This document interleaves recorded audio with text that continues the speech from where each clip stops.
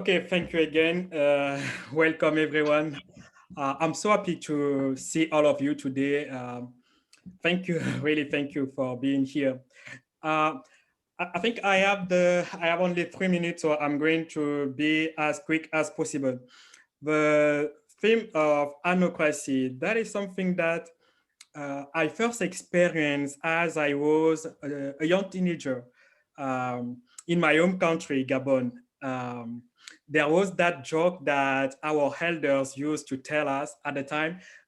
George Bush was president of the US, Jacques Chirac was president of France, and Omar Bongo was president of Gabon.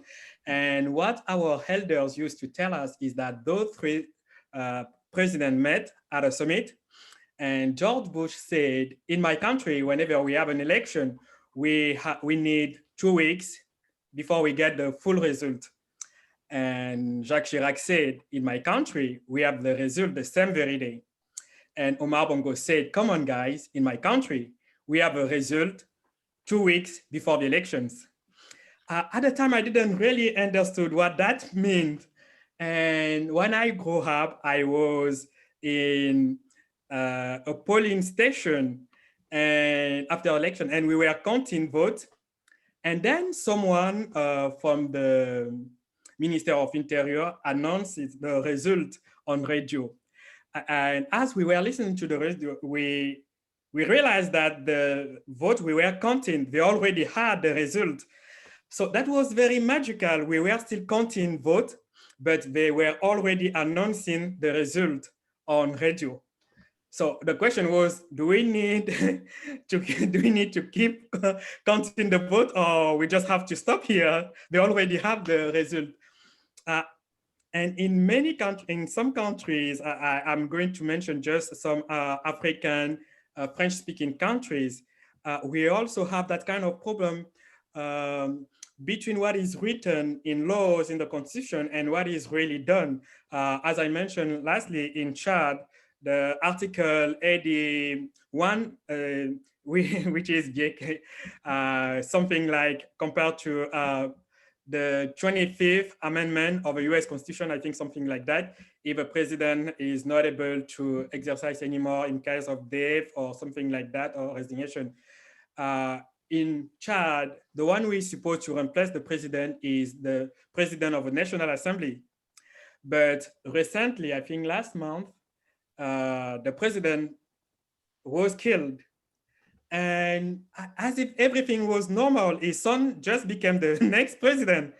And nobody had anything to say about that. The Constitution really said that is the president of the National Assembly who should replace him, but nobody, his son became the president.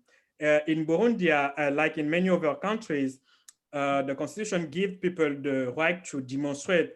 But in 2015, it was a kind of civil war, just people went on the street to demonstrate, and the government just sent police, and some of them were even killed. And I remember when I was in my first year as student in the law department, we discovered all the rights that we had according to the laws and the constitution.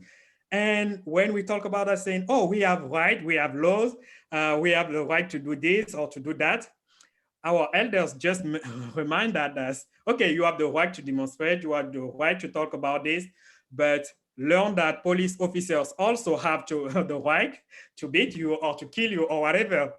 So that is when I first realized the dangers of anocracy, because you have the right to do this, but that can involve your life. That can mean that you can lose your life. You can really be in bad situation. Repression is also very important. So the question people often ask in my home country is Gabon a democracy or an autocracy?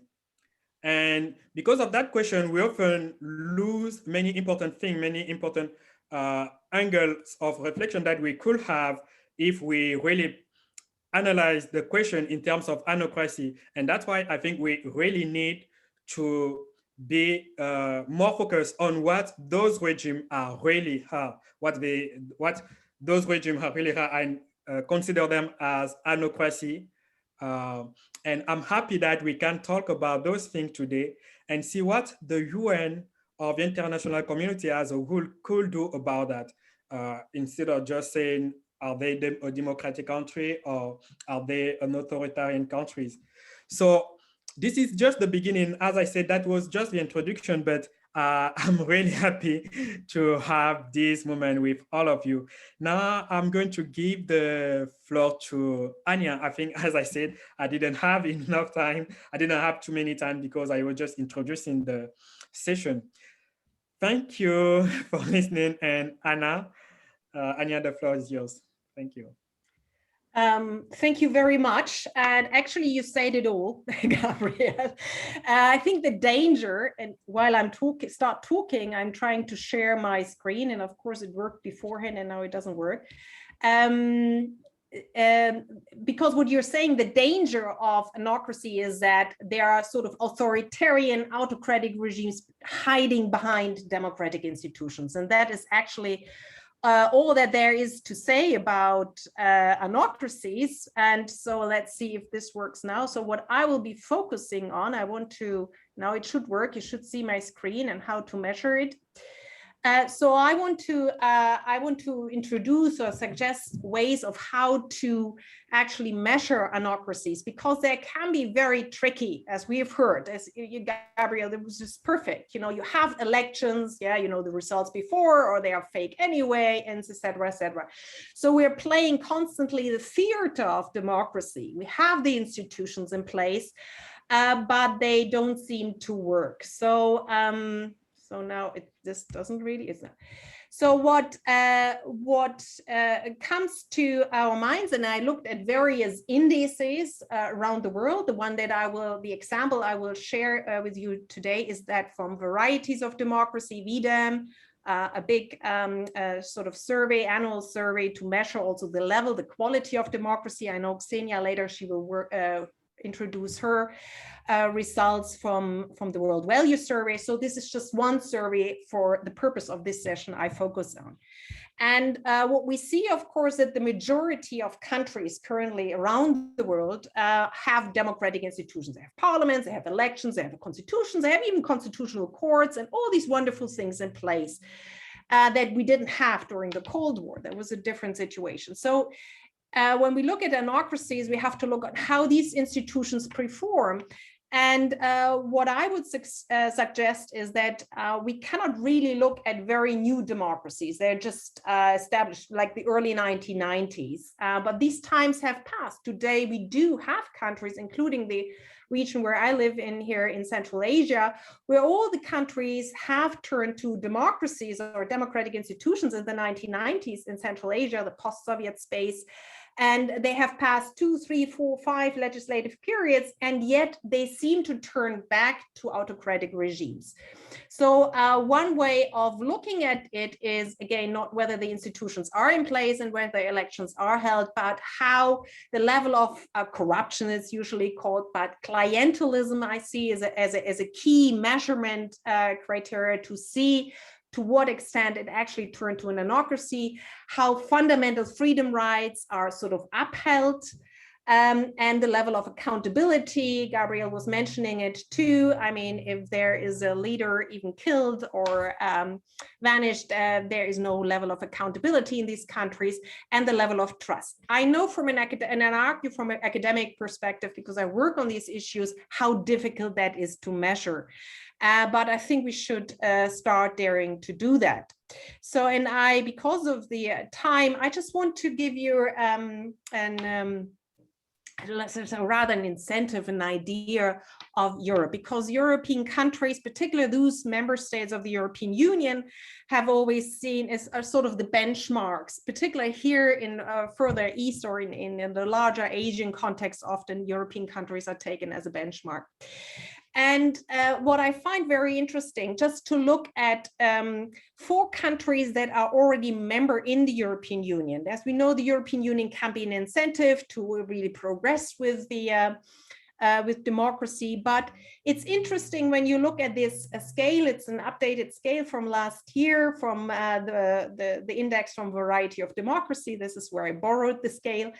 And what you see here is that before the EU accession, Croatia, the Czech Republic, Hungary, Poland, really did all the efforts to perform very well with their democratic institutions, elections, transparency, accountability, you name it, everything was there.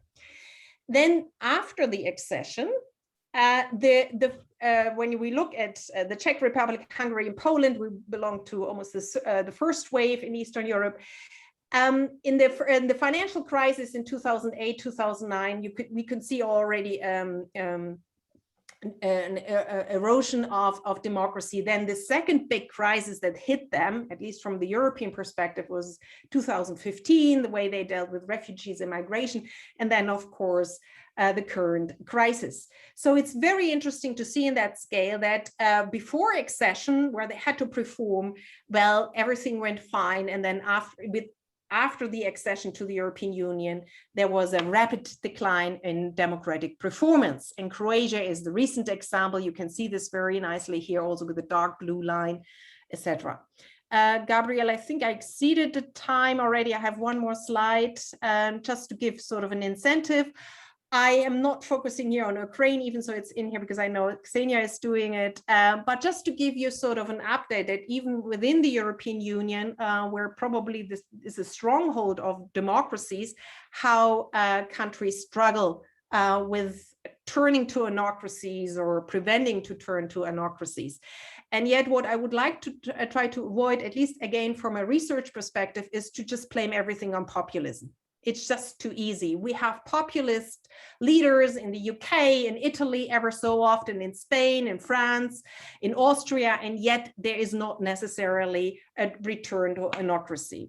So populism is something I'm taking out of the equation because it sometimes blindfolds also our research perspective.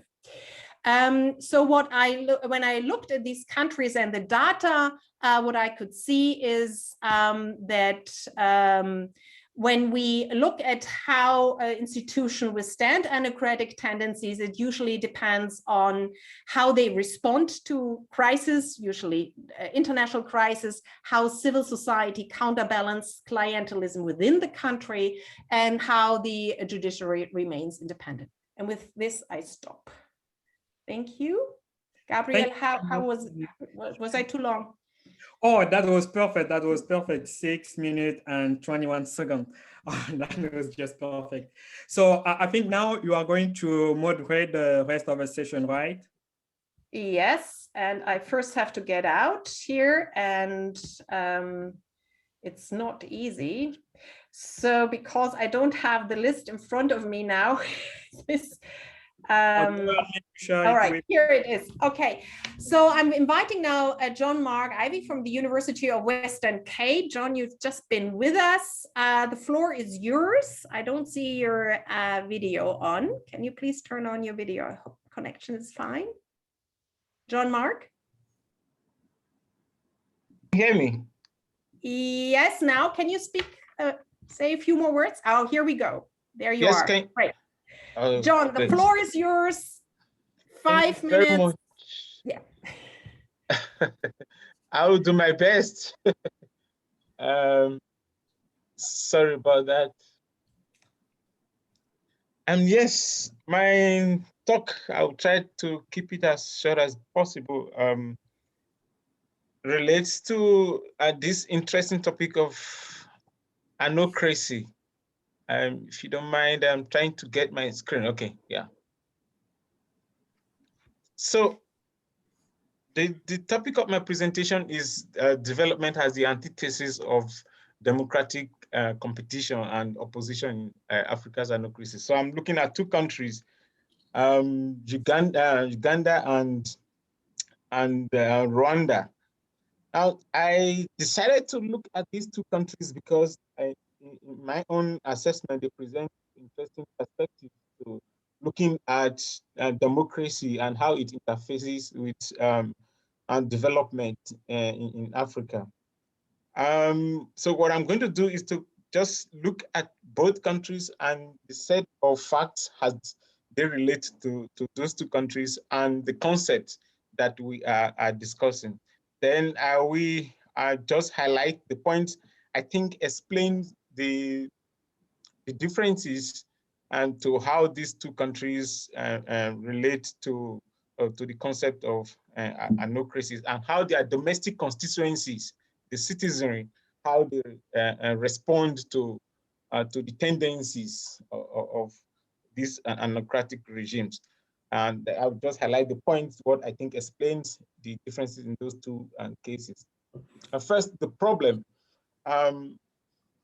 The problem, as I see it from an African perspective in respect of these two countries, can be explained by looking at history.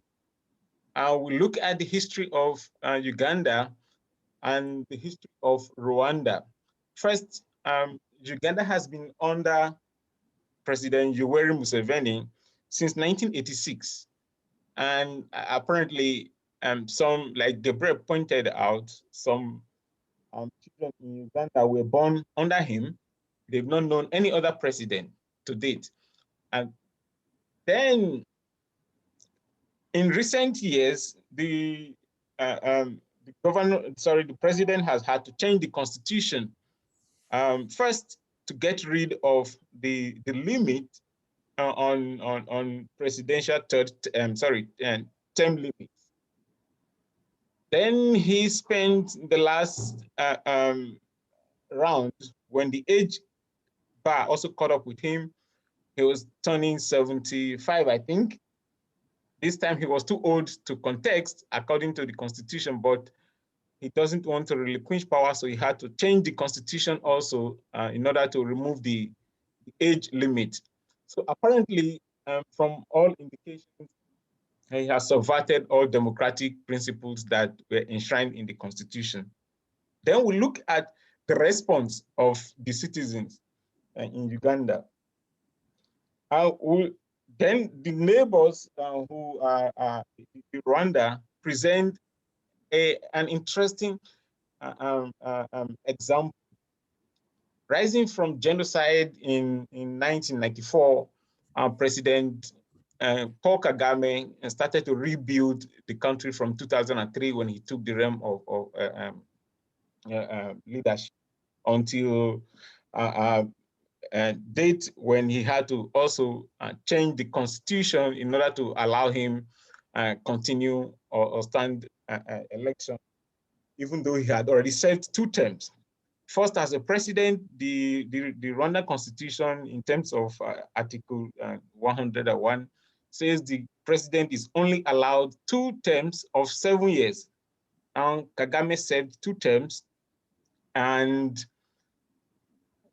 for whatever reason, feels that he needed to continue in office, and the constitution had to be amended in order to make that possible. His approach to amending the constitution presents a unique sort of contrast to Rwanda, where Yoweri Museveni resorted to a more autocratic and blatant and brazen manipulation of political office and the parliament to get the amendment to the constitution accepted. Now, if we look at Rwanda, first there was sort of an approach that was designed to give John Mark, I'm sorry, you have 1 minute left. Can you please wrap up? Okay, now Rwanda tried to give it a some legitimacy of some sort by conducting a referendum. They gathered more than 3.7 million signatures to legitimize the amendment to the constitution. That went through, and by the end of the day, it was upheld by both the 2 houses of parliament and then the Supreme Court. But the response in Rwanda was different from the response of the citizens in Uganda. In Rwanda, it has been more of support, for lack of a better term, of the amendment. And in Uganda, it has been more of resistance to such autocratic tendency from the citizens. But the response of the government has been brutal and more repressive in Uganda, whereas in the case of Rwanda, it has been more of passive if there's any resistance at all. And what I try to explain in my paper is that what explains this difference is the degree of economic, socio-economic dividend that flows from democratic reform that has taken place in Rwanda compared to Uganda, and that the people have become more amenable to these anocratic tendencies being manifested by their president. Thank you. I hope I've not. Yeah. Thank you very much, John Mark. I hope the message. And I certainly like the selection of your cases, because Rwanda often has also been seen as a success story for, remaining, keeping peace and building institutions, but it is de facto not a democracy. And Uganda the same way. Very interesting. I hope we hear more about it, but we move on to Asia. James Kim, you're next. You are a research fellow at the ASAN Institute for Policy Studies. And I remember actually I visited that institute in South Korea one day. So good memories. James. Great. I hope you visit again once situation improves for travel. Thank you, Anya, for that introduction, and congratulations on this panel to all the organizers and the Academic Council and the UN for this wonderful conference. I think we need to have more of these kinds of discussions, and it's very good that I'm very privileged and feel very honored to be on this panel with such distinguished experts. I think I'm going to try to make this short to leave time if I can. I think the topic that the panel is trying to tackle is quite timely, given the debate that we're having in East Asia about the role of values in policy. And this is especially so after the last presidential election in the US, with the new Washington administration's focus on value-based approach to policy. I also think that the Academic Council on the UN to focus on this topic is especially relevant as well, given that there's quite a bit of empirical research which shows that state participation, UN member participation in UN-led initiatives like peacekeeping and peace building is quite high among democracies when you compare that to other non-democracies. So promoting democratic ideals would be of some interest to the United Nations. Having said that, now, I think there's, on the issue that was raised, I think analytically, anocracy is not a concept I'm familiar with, because the way that I was trained and the way that I think about this issue always was a dichotomy between a democracy versus a non-democracy. So to give that an extra layer of complexity, I think is an interesting proposition, but it's one that we need to think more proactively about exactly what we mean when we talk about anocracies, other than simply to, how is it different from other non-democratic regimes, if there is a difference? I think that analytical work, that conceptual clarity, I think is important if we want to move ahead. Having said that, I'm going to assume that anocracies are equivalent to non-democracies in my presentation. And if you look at the literature on democratic transitions and consolidation, especially after 1970s, after what we often refer to as the third wave of democratic transitions, and I think Samuel Huntington was the first to coin that term, there's been a lot of built up cumulative knowledge and years of research on this phenomenon.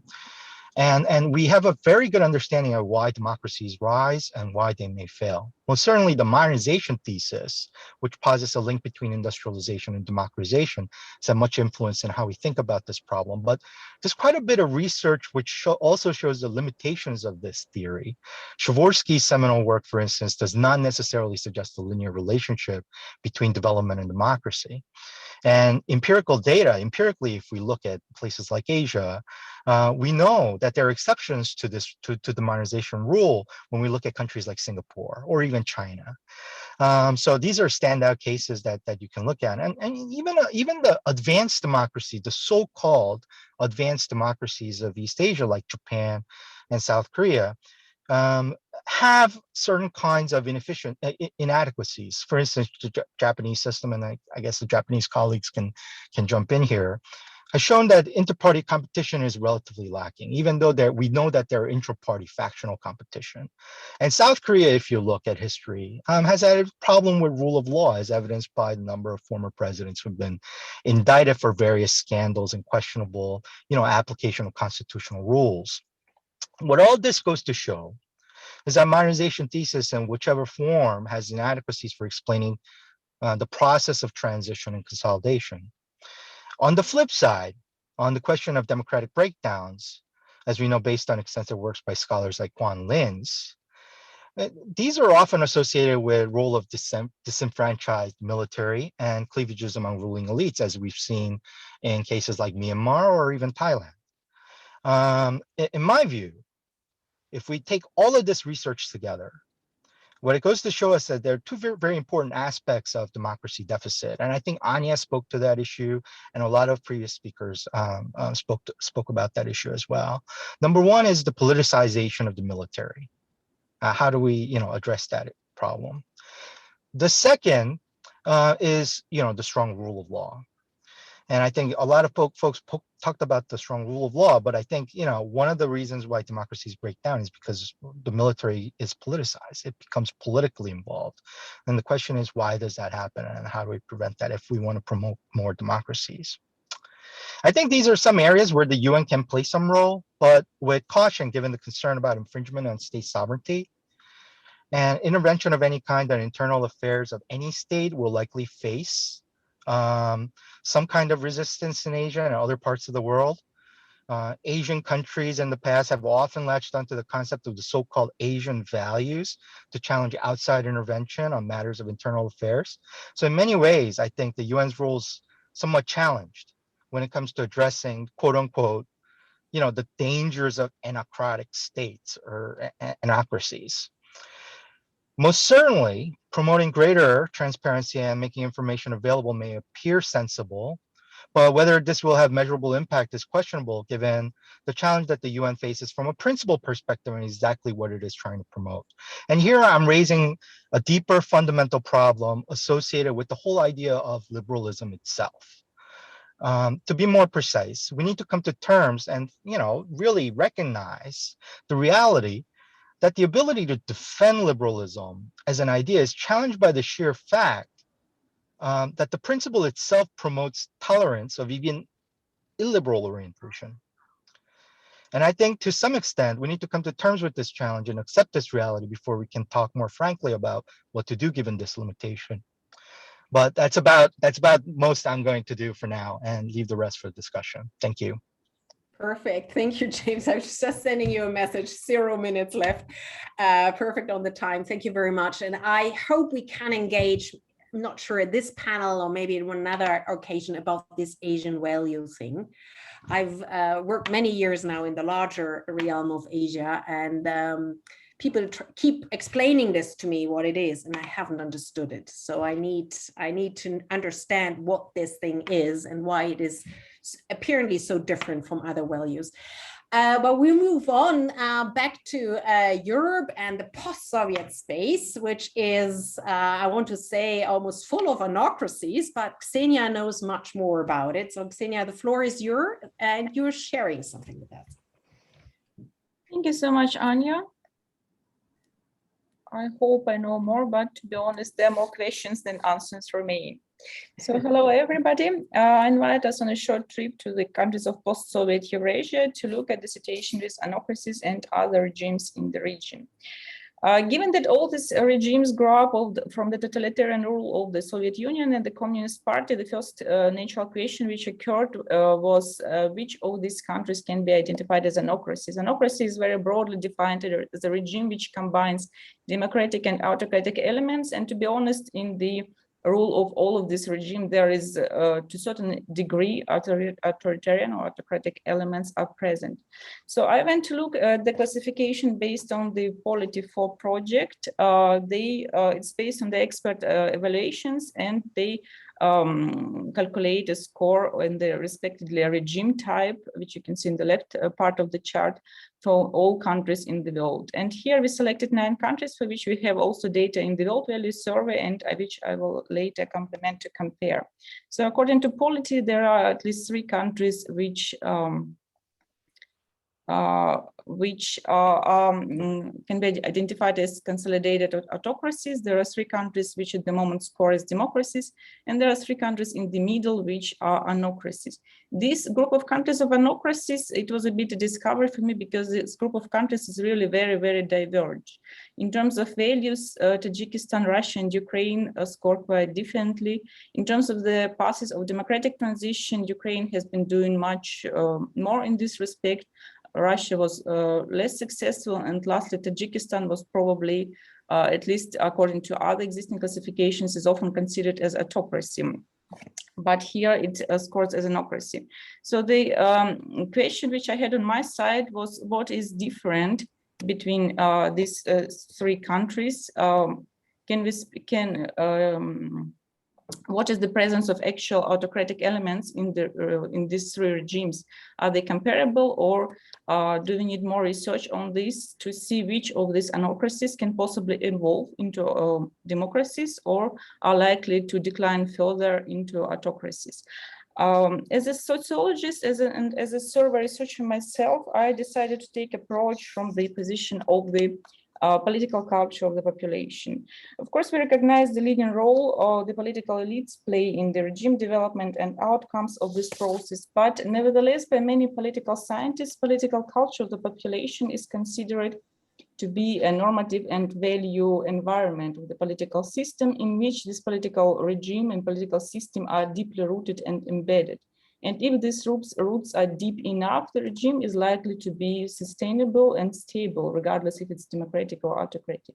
And respectively, if there is a greater mismatch between the type of rule selected by the political elite and the set of mindset of the population, which is predominant or mostly widespread, we can likely expect developments of the regime in either side.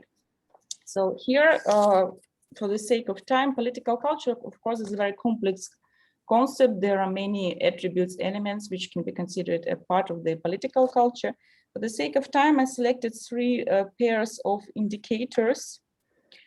The first one refers to the understandings of democracies. In the World Value Survey, we observe quite high levels of nominal support for democracy in all countries all over the world. But the question which popped up recently was, what exactly citizens mean when they say that they support democracy?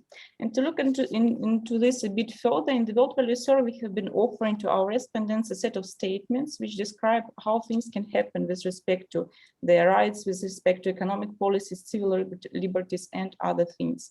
And all respondents have been asked whether each of the listed features are essential as a characteristic of democracy or rather not.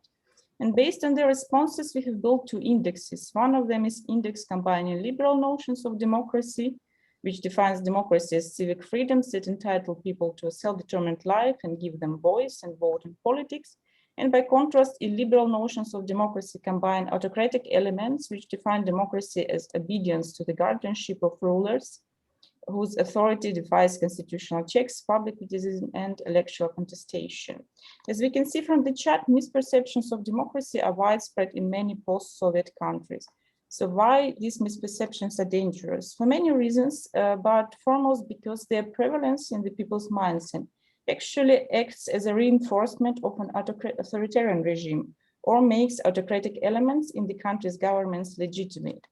On the other side, high expectations from a democracy in terms of economic welfare is also dangerous and implies regime fragility, when not civil liberties and not the rule of law, but other outcomes, predominantly those related to people's material well-being, are seen desirable. And in such cases, a non-democratic regime might be supported by the population very well, as long as it can deliver the basic requirement level of well-being. The second element which we looked at was the political trust, or exactly the type. I just want to remind you, you have 1 minute left, please. Yeah.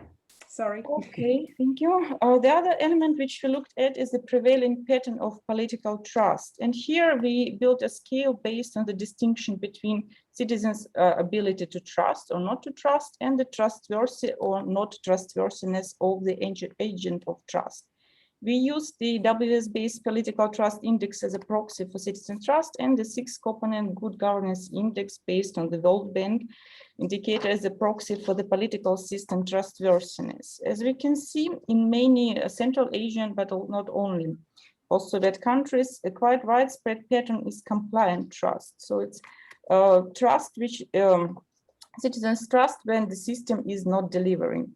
This trust is a case when too much trust is bad and when high level of trust can actually have negative consequences for the country's development. Most importantly, in terms of anocracies and regime changes, compliant trust does contribute to the consolidation of the existing regime, but doesn't stimulate government's accountability and the improvement of the performance of public institutions.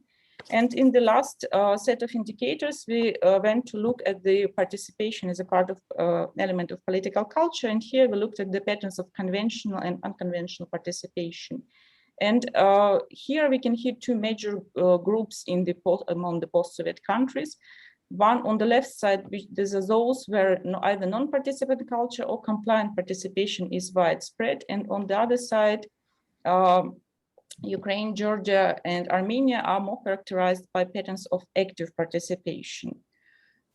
At the end, we tried to put all this together. This is a slightly reduced model, of course. As I said, political culture is a very complex concept. There can be many indicators put here. But what we find here is that there are countries where indeed political culture of their citizens is very much responding to the direction in which political system is developing. Like cases of Armenia and Georgia, these are those examples of democratization process where it is likely to be sustainable. On the opposite to this, for example, Kazakhstan, Russia, Tajikistan are those cases where a predominantly authoritarian mindset is widespread among their populations.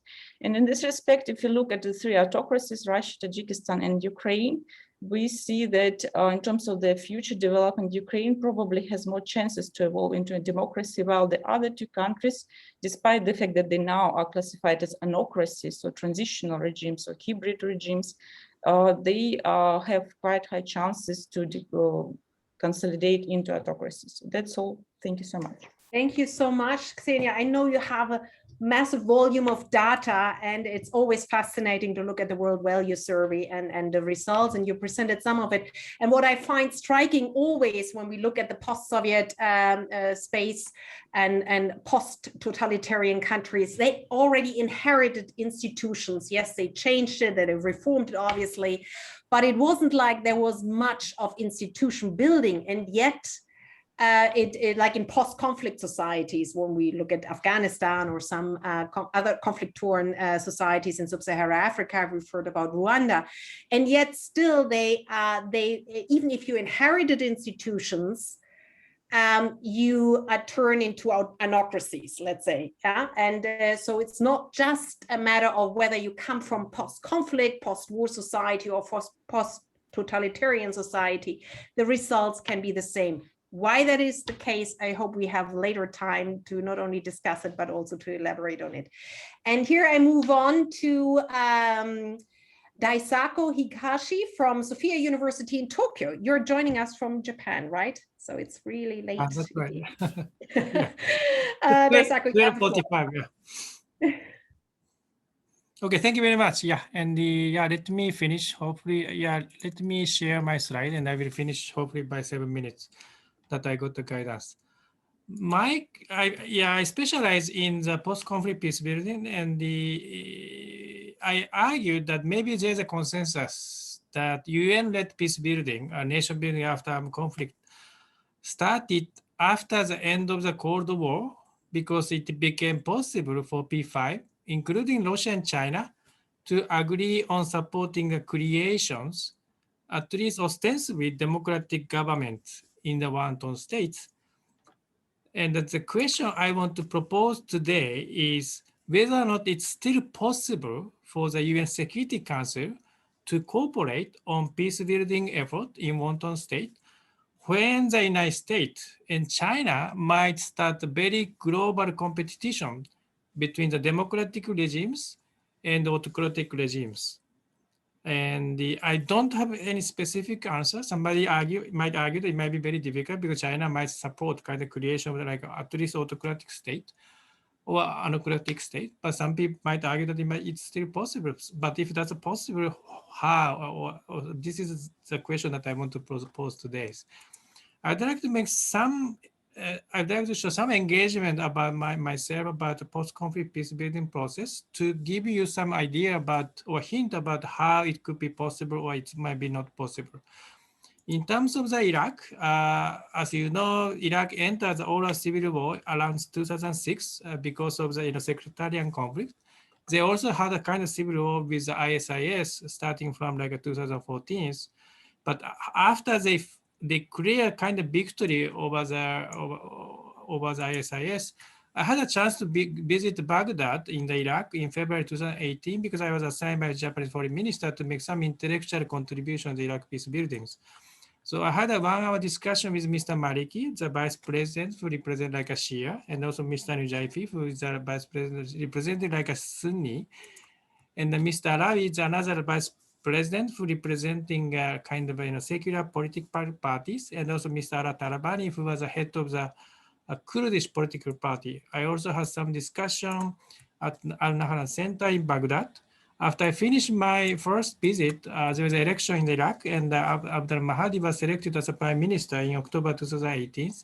And I had another chance to visit Iraq in February 2019 to have individual discussion with like a former Prime Minister Abadi, who fought against ISIS, and also again Mr. Maliki, Mr. Hakim, and also Mr. Alawi, the Vice President, represent the secular political party. And also I had some lecture in the Baghdad University to have some discussion with like a political scientists and also students in the Baghdad universities.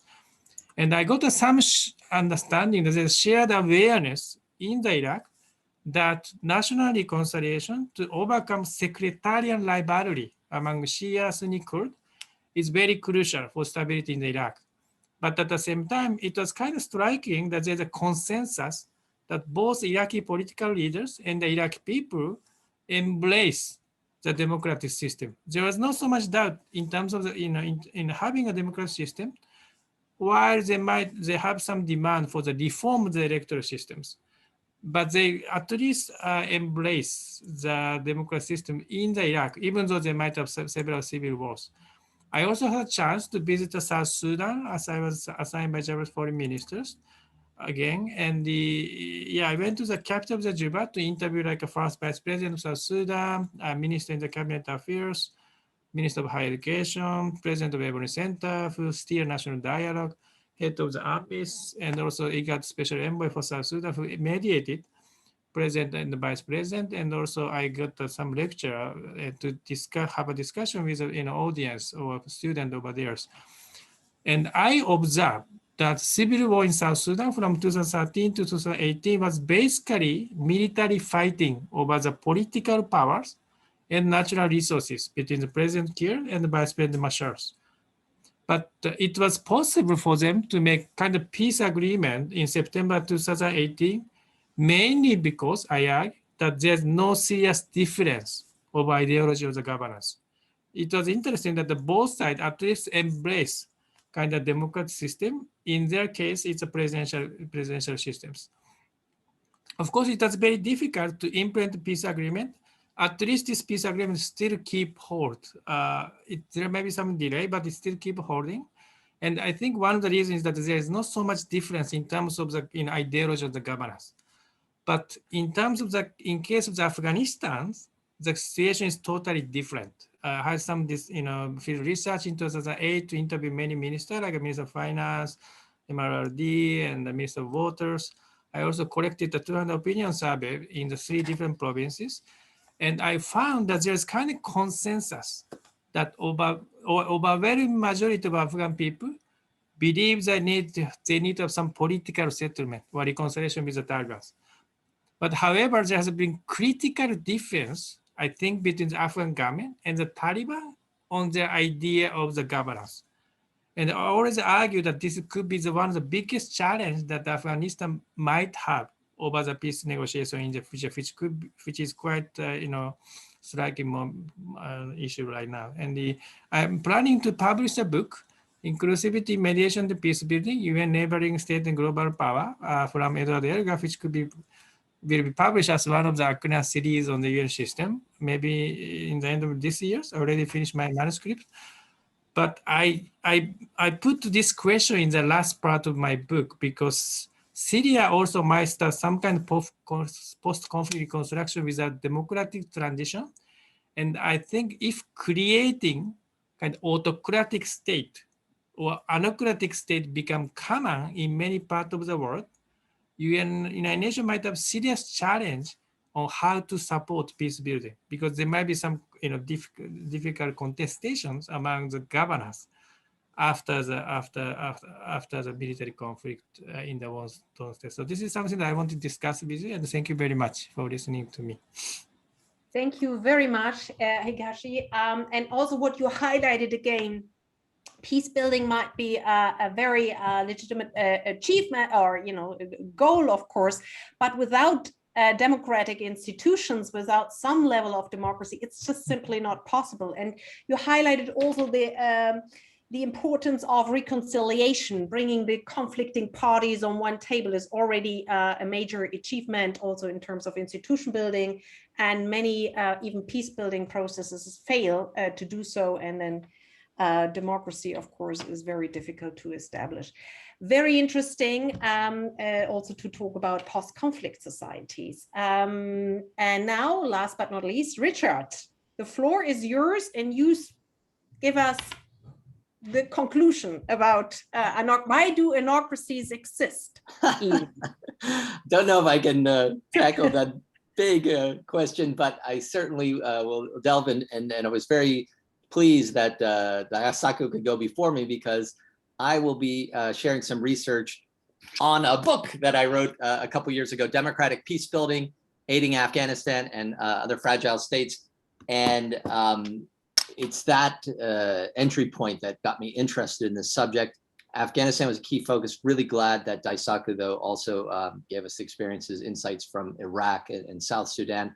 For those who have joined us later in the panel, I do want to shout out Happy Charter Day. It's a very important day, and I promised Aziza Mohammed that I would say that, provided she gets on the screen now and asks a very good question to us in a few minutes. And a big shout out to two of our participants in the panel, who I also hope, even though it's past midnight in Tokyo, Professors Popovsky and Yasuhiro, thank you so much for being with us at this late hour of the day on the final day of the ACAN's annual meeting. So on this subject matter, and building on Daisaku's remarks, as he outlined, many challenges and setbacks with the democratic transition model after war. We've been doing it in a big way since the end of the Cold War, despite the costs, politically fraught, how complex it is. So as a result, no surprise that our community, scholars, policy researchers have put forward many alternatives to this democratic reconstruction model for the UN and international peace building, designed, of course, to facilitate and manage democratic transitions away from autocracy and violent conflict. One of the preeminent scholars that is quite cited regularly, Roland Paris, came up with the notion of liberalization is being inherently tumultuous and conflict-inducing, a process that's capable of undermining a fragile peace. So he coined the term institutionalization before liberalization, IBL, as a more suitable alternative to democratic, the traditional reconstruction model as carried out by the UN and other international partners. This model builds on his earlier strategic liberalization approach that aims to preserve the liberal internationalist goal of transforming conflict-ridden societies into market democracies while minimizing the destabilizing effects of liberalization in the short run. Some of its main features include wait until conditions are ripe for elections, designing an electoral system that rewards moderation, and promoting good civil society. He builds from there. I'm so glad that Daisaku got into our shared favorite case and country and people of Afghanistan, because the other model I'd like to highlight is from a famous leader and thinker on these issues, Lakhdar Brahimi, and his famous light footprint approach. And it was something he applied to Afghanistan in the period of 2001 to 2004 when he was the SRSG, the early days of the bond process. He was eager to emphasize local leadership and de jure authority. He described the new UN assistance mission in Afghanistan that he led as an integrated mission that will operate with a light footprint, keeping the international UN presence to a minimum while our Afghan colleagues are given as much a role as possible. Shunning the scale of international executive responsibilities and the resources that were put into these international administrations, East Timor, Kosovo, other parts of the Balkans in the 1990s, Brahimi sought a role for the UN to bolster Afghan capacity, both within and outside the state, and for UN agencies to draw on common support services. In military terms, the light footprint approach is translated into relatively few peacekeepers. Well, they weren't even really peacekeepers. It was a NATO-led ISAF force compared to other peace operations. And so for the first 2 years of the bond process, the presence was restricted to Kabul for these international forces. According to Michael Doyle, well known in our community, Brahimi opposed a coercive imperialistic approach, and the US was unwilling to send 300 to 400,000 troops to Afghanistan. Brahimi therefore had to accept that President Karzai would be the mayor of Kabul at first, and with a slow evolution toward greater authority over time.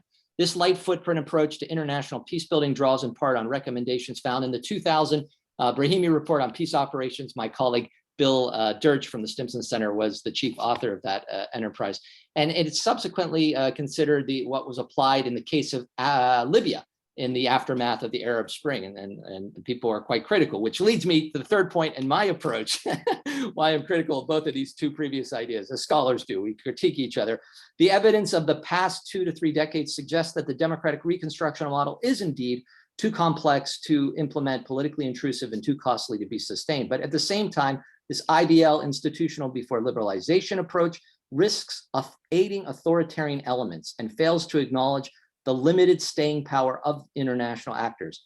And the light footprint approach commits insufficient international staff and financial resources for developing critical indigenous capacities.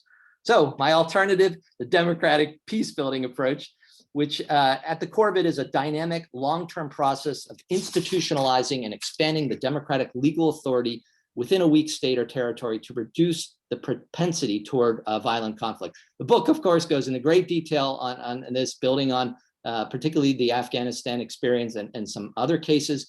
But let me give 3 quick elements: assessing pre-existing local conceptions of authority and the degree to which they diverge from a democratic legal authority. And it puts locals in leadership roles and invests in seriously in their local human and institutional capacity from the outset. These 2 first elements are about really a hybrid approach. You don't just force outside Western forms of liberal democracy on them overnight. You work from existing authorities and you build their capacities. The third, on the international plane, favor multilateral approaches through the UN that ensure political neutrality, technical competence, cultural sensitivity, and burden sharing. If we have time to discuss Afghanistan, I can give you a million reasons that my country and other Western powers made very strategic errors early on, against Brahimi's wishes, by the way, and led us to where we are today with the current withdrawal and the mess that's going to follow. Unlike, I'd probably have less than a minute, but unlike the IBL and the light footprint approach, the democratic peacebuilding approach acknowledges that in most post-war situations, donor resources peak early during the first 2 to 3 year period of an intervention and then steadily decline despite the best formulated strategies. So two-way accountability and partnership building mechanisms are needed. Daisaka referred to Iraq, which had a compact mechanism, learning from the Afghanistan experience. The Peacebuilding Commission, many years. These are new tools to sustain the international community's engagement and mitigate the short-term approach that we saw in the 1990s and that the Brahimi report was partly a response to. Final points are that a more realistic approach is one that front loads comprehensive democratization after war to signal to would-be spoilers that political change is inevitable and to provide hope to the general population. You need to skillfully build on traditional forms of governance where they exist with a conducive timetable and ensure continuity with medium and long-term steps to strengthen peace and democracy. let me stop there. And again, I hope during the discussion, we can even analyze this current situation in Afghanistan, because if this goes in the direction it seems to be going, it's a bad day for democracy promotion, a business, and dealing with this issue of anocracy. Thank you very much, Richard. And I actually wanted to start this last 15 minutes of discussions that we hopefully have here with the question, are anocracies the new normal? But now, after your intervention, I want to highlight that we, as academics in particular, we might have to focus more on the successful cases. We have heard again of many of the non-successful cases. I mean, when you bring up Sudan, South Sudan, or Afghanistan, it's unbeatable. You don't know where to start, and you're all right. But in order to really make a difference, I want to draw back on also a few cases that Ksenia has mentioned. There are some countries, now in that case in the post-Soviet space, but we also have it in sub-Saharan Africa, which actually made it to something that we would, I'm not sure yet, consolidated democracies, but sort of resilient democracies. And what made the difference? Because particularly the post-Soviet space is a very interesting laboratory. You have some countries all emerging from the same totalitarian regime. Some went straight back to autocracy, like Turkmenistan, also Kazakhstan, and others went to democracy. So it's fascinating to study these cases. And I think the same is true for sub-Saharan Africa or for Latin America, where all emerged more or less out of the same trouble. And some made more progress than others. And I would highlight, in order to better understand what to do, even in the very tough cases like Afghanistan, to maybe study and focus more on the successful cases in order to understand what we have to make difference. And certainly, Richard, what you were saying, long-term approach always works better. But I leave it there. So I'm changing my initial question. There's already one on liberalism on the chat box, but I want to give the floor to whoever wants to intervene, and you can just turn on your microphone.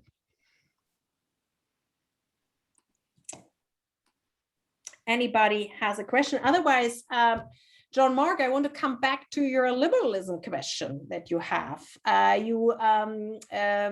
You asked James actually about this because he elaborated on the liberalism, the role of the liberalism. We've heard it now in all the presentations briefly, that liberalism is sort of almost non-debatable because fundamental freedom rights, and mutual respect, of course, without that, we cannot really imagine a peaceful society, let alone a democratic. So how important, maybe we have to make some compromises there. I don't know. It was a question to James. What do you think? Yeah, this is a question that I've been wrestling with ever since I read, I believe it was Arthur Greenstone who posed this idea first. When I read one of his books on this topic, I vaguely recall, I don't even recall the title of the book. This was during graduate school. So one of the challenges I often have when I talk about this issue, and I think Richard and Daisaku pointed out clear cases where UN can play some role, granted that there's demand within those countries for democratic transition. And as Daisaku pointed out, in the case of Syria, that may not apply. So in these cases where, countries that have either suffered civil war or some kind of war-torn countries where you're trying to build a new institution or new government, then maybe, there is a role for the UN to play in that case. But how many cases are we talking about outside of that? And I think you raised some of these issues where, okay, transition demands are there in some of these countries, but it's not clear exactly what they even want. And I'll give you an example of this. I was in Cairo right after the elections, and what was interesting was I was briefing a new group of diplomats at their foreign affairs ministry. And the question that and I was actually talking about this topic of, what is democracy and so on, and how it's linked, if at all, to, what kind of democratic institutions you need in order to consolidate a democracy. And the question that I got from, these sort of freshman core of foreign affairs officers was, why hasn't elections led to movements towards economic development in Egypt. And this sounded awfully interesting to me because, and you were talking about this, Anya, with respect to your question on what is meant by Asian values. And I think it was Lee Kuan Yew who basically made that into a very simple equation, right? Instead of borrowing on, well, he might have borrowed from monetization theory to say, maybe there's a causal linkage between the two. He didn't even do that. He just simply said development is democracy. And I think that's part of the Asian model, not all of it, but part of it. One that seems to have salience in a lot of the developing parts of the world, where people think, maybe because of monetization theory or some other sort of preconceived notions about what democratic countries are in the first world, that prosperity is linked with democracy. And this is also interesting that a lot of the problem we're having with populism today and democracy deficit and the debate surrounding that, the question is always about prosperity and the distribution of public good and economic welfare. It's very interesting to me that that's one of the focal points that a lot of different people in different parts of the world go to, number one. Number two, and I'm going to end with this, if we accept Amartya Sen's argument that democracy is a universal value, I think all of this argument just falls to the side. It's not that important anymore. And it's the point that Daisaku made with the case in Iraq, that if you give a people a choice, any culture or any background, choice to choose between, in participating in decisions that affects their lives versus a case where they don't have that choice. Sen's argument inevitably is that people will always choose the one where they have that choice. Absolutely. If that is accepted as a universal argument, then I think we can have this kind of discussion about, how do we then make democracy work? But right now, I'm not sure we're there yet. And I think because there are a lot of problems about misconceived notions about what democracy is and is not. And I think even that fundamental problem, and I really don't know how to get over that. That's almost like an existential debate. I'm not sure that we could really have at all, even. But it's a challenge. I'll leave it at that. Thank you very much, James. More More discussion. I have 3 people on the list. I can also put Higashi. I have Richard first, then John Mark, Asisa, and then Higashi. You want to? Yes, I put you on the list. Richard. Great, and I am going to hope that Daisaku, because you'll have plenty of time to prepare your thoughts, will take the question from Aziza, which is in the chat box. And I definitely want to hear from John Mark, so I'm going to be brief, but I actually have a point that I was surprised nobody brought up the heyday, the golden period of the UN on democracy promotion. And this is going to be turned into a question for Jean Krasno, who was executive director of ACANS in the late 1990s when this period was taken off. The Community of New and Restored Democracies in the 1990s, Madeleine Albright's Community of Democracies launched in 2000. This led to, though, the UN Democracy Fund in the early 2000s, UNDP and DPA in very practical ways, short and longer term electoral assistance, and then, of course, civil society, media, the broader issues of democracy promotion. My favorite, I got to put a plug in for another report, the Human Development Report of 2002, Deepening Democracy in a Fragmented World. The fact that the UN is having major publications on democracy was a big sign of the time. So the question for Jean, then others to jump in, what happened? We had such a growth period, and as we grapple with this issue of anocracy, it's very much linked back to what did we do wrong, international organizations, and what needs to happen next. Right, now, I actually have John as next, but John, can you give the floor to Asisa from the audience first before he, yeah. Okay, Asisa, can you, you have put your question, but maybe you want to express it. Yes, well, thank you. I feel like a VIP. You are. No, I'm the least important person here. Although, thank you for the shout out, Dr. Ponzio.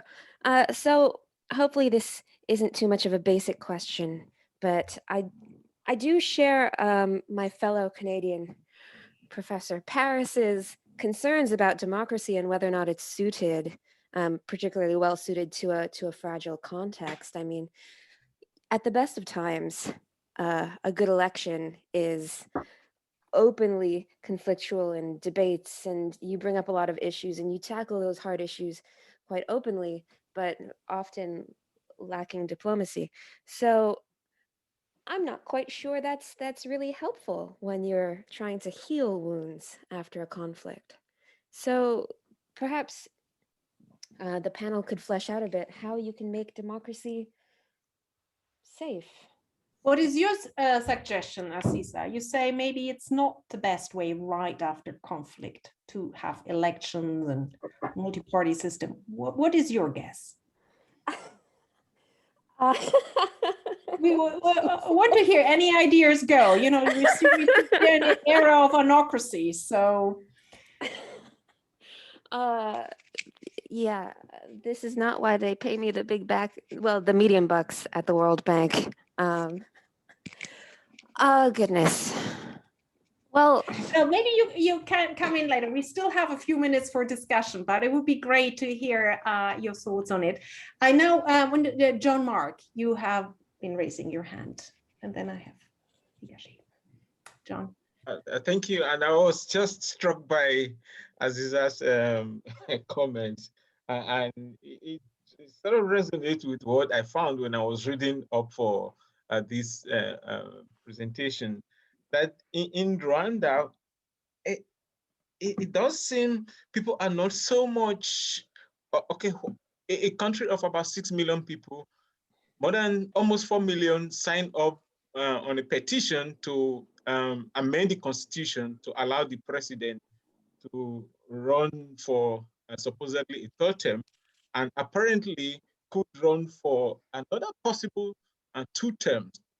And the recurrent explanation was that the country had just emerged from conflict, genocide, and people are much more interested in peace and stability, that they think President Paul Kagame sort of has become a symbol of that stability and opportunity for progress.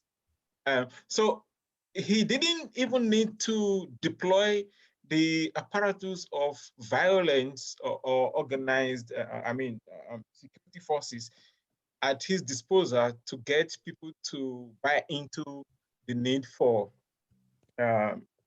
amending the constitution.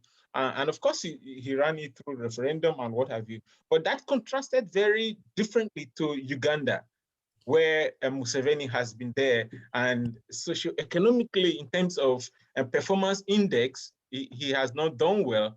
And people's reaction has been very spontaneous and a pushback against such attempt to perpetuate himself in power. Of course, they did mention that there is no strong opposition in Rwanda, and what explains that, I don't know, but people were really quick, from what I've read, to point to his achievements and the progress they have made since the genocide, compared to their neighbors who didn't go through that experience.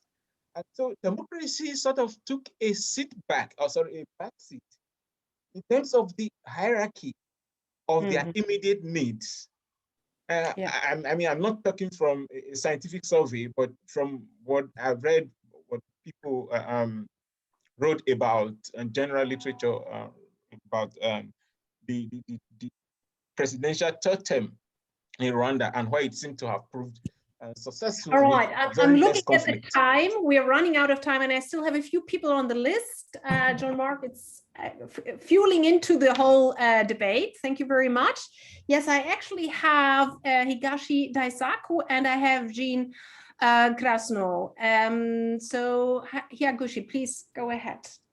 Be very brief. I think the question by Ms. Aziza is one of the fundamental questions for the post-conflict peace buildings, and And Laurent Party argued that it's better not to have election, maybe at least for like 10 or 20 years before they created like a institution first.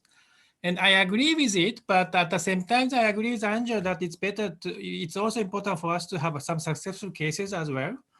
And if you look at some kind of successful cases like East Timor, Sierra Leone, Liberia, Cote d'Ivoire, or even Liberia, they still maintain some level of the democracies. Of course, there are many countries that like Rwanda, Uganda, which might establish kind of stability without very purely a democratic system, but also we have some cases that they succeed in having some stability, but also having some democratic elections. So I think we need to give some kind of choice for the local people, and maybe United Nations might be able to support the framework that the local people might agree. And when China becomes more and more strong, we need to have that kind of flexibilities in terms of how to support post-conflict peace building in the different or like kind of flexible manners. My last comment, maybe I really appreciate I can meet Jean Krasno today because when I published my first book, Challenge of Constructive Legitimacy Peace Building, Afghanistan, Iraq, Sierra Leone, and East Timor, I had no time to go to the field research in the Sierra Leone, so I depend really on your field research or the opinion survey you conducted. So thank you very much for that. Thank you. And I'm running against time. I have only 5 minutes left and they will close the session. Jean Krasno, you have the floor, and then I give the last few seconds to Asisa. Okay, I will be super quick. Richard, you've asked me the existential question, so I don't know how much I can really add to the challenges, but leadership, it comes to mind right now. And not only leadership in the major powers or the middle powers, but within the UN itself, the SRSGs, there's been a real examination of how do we prepare leaders, how can the UN help develop leadership, and it really has to also be supported by the major powers. And we've seen a withdrawal from the financial support. The Peace Building Commission is fantastic and it does really good work, but when you look at its budget, it is so small.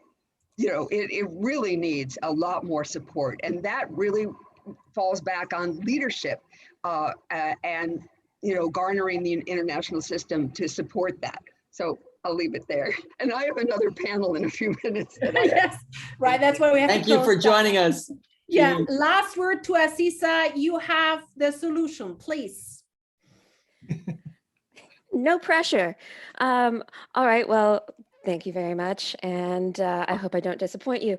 Okay. So I would first lay out my small credentials compared to our esteemed panelists, which are that, I come from a constitutional monarchy, have spent time working on governance in actual monarchies in the Middle East, and also lived in the crazy democracy of the US. So I've sampled what's out there. And I would say that, especially for a post-conflict setting, you would want a hybrid approach where you draw upon traditional, not just traditional power leadership, those dynamics, but also sources of expertise, and I would say subject matter expertise. And this comes from my experience as a Canadian, where we have a Senate, not like the American Senate, but a Senate based on expertise, people who can give a sober second thought on the things that our elected representatives have to present on the parliamentary floor. And I think it's a useful exercise. Alexis de Tocqueville and I are BFFs. So, I think that especially in these transitional periods of a country's history, if you have those traditional elements of power and established expertise, given some authority, but also giving those more vulnerable groups the hope and the excitement of thinking they're going to be able to help choose the direction of their country and shape their own futures, I think that's a really good way to do it. Thank you. And what you highlight is the transition period, setting up the institution, first performance of the institution is absolutely crucial for the later process. And I think when we look into why some countries after 10, 15, 20 years become anocracies, we will find the root cause in the beginning. That would be my concluding sort of observation here. I think it's the beginning of anocracies at the beginning of this regime change. Thank you so much, all of you, for joining us. Sorry, we're running out of time. The next panel is waiting. Thank you, particularly to our audience for the great ideas, and again to the panelists. Pleasure having met you. Thanks, everybody. Go to bed in Tokyo.